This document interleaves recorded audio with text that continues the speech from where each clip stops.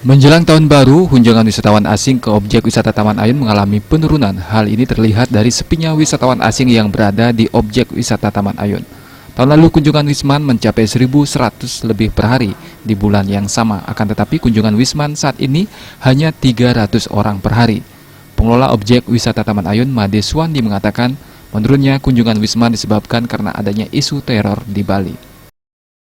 Ya, jumlah kunjung wisata ke Taman Ayun bulan-bulan akhir November ini mulai menurun disebabkan karena adanya letusan Gunung Rinjani ini.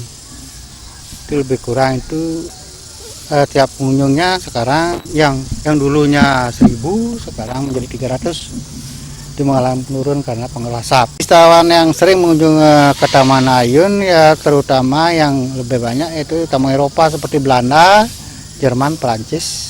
Kalau tamu dari Asia sendiri? Asia ya tidak begitu. Yang banyak Belanda, Jerman, Perancis, Jepang. Sementara itu kunjungan wisatawan lokal atau domestik ke Taman Ayun mengalami peningkatan dari hari-hari sebelumnya, mengingat saat ini libur sekolah serta Natal dan Tahun Baru. Andika dan Diana Putra, Bali TV.